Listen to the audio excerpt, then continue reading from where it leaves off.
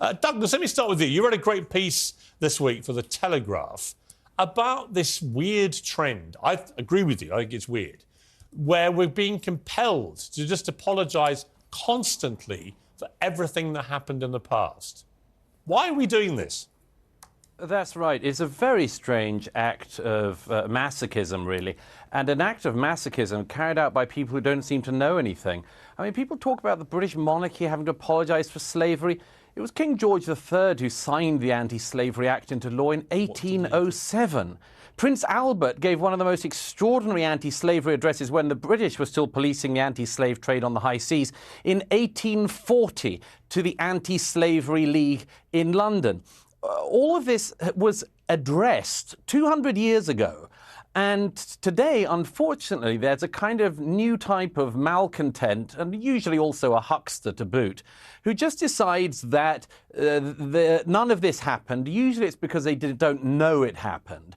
And as a result, they look at our history and everything in our country, right up to just, innocent pastimes like cricket, and they decide to name everything as guilty. And, you could do this to everyone and to everything, but most civilizations and cultures don't behave like this because most of them aren't just masochistic and so self-hating.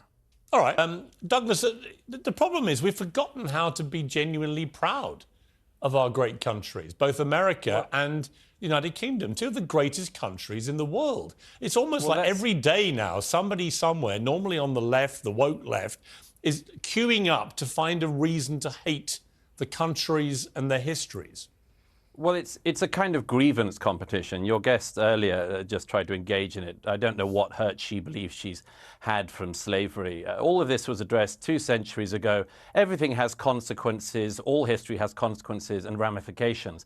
But, if we were to play this fairly, we would at least look at all of the countries around the world that engaged in the slave trade who are simply not interested in any form of reparations. The Ottoman Empire, all the Arab countries who not just traded far more slaves than across the Atlantic, but castrated all the men so that there wouldn't be any more African slaves after them. They worked them to the bone. I see no interest across Africa in paying reparations for selling their brother and sister Africans into slavery or for working them to the bone to the present day. There is slavery across Africa today. In fact, there are more slaves in the world today than there were at the height of the transatlantic slave trade. So some of us are simply a bit bored of hearing people ripping at closed wounds and then crying about their hurt or their presumed hurt, because everybody could do this. 1 million Europeans were stolen by North Africans over the course of decades of the North African Barbary pirate slave trade. Where would you end if you did that? The answer is you couldn't end, because nobody is alive who has actually suffered the hurt, and nobody is alive who did the wrong. And I'd make one other point, if I may. It's always the countries that people want to come to who are put through this struggle session.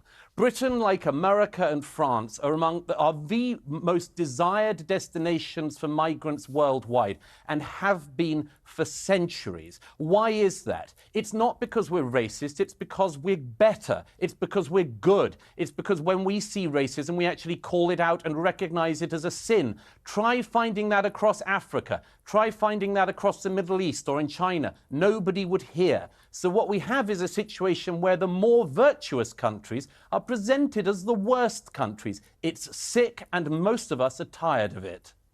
Thank you, Douglas.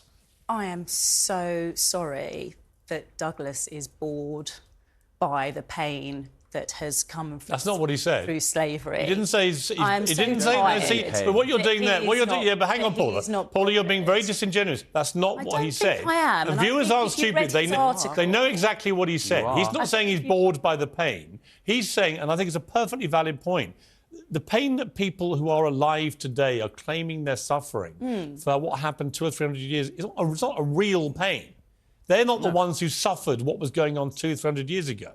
So, in terms of justice for all, I mean, I think we'd all agree that there should be I'm not justice. suffering from when the Normans I think invaded we'd this all country. agree. I'm not suffering from what my ancestors went through. I noticed that I'm not being allowed to respond. Or from the Romans. In other words, where do you take this? I mean, should I now be feeling pain from what the Romans did to this country? In terms of slavery, I can take it to 2015. when the slave owners were compensated by the government. So I can take it to that extent. But where does your personal pain come? And I can say to you that I don't think that apologising is a bad thing. I think that apologising for a wrong is a good thing. I think that the Dutch royal family have done a fantastic thing in acknowledging what has gone wrong I hear you, but in I honestly society. think it'll make no difference at all.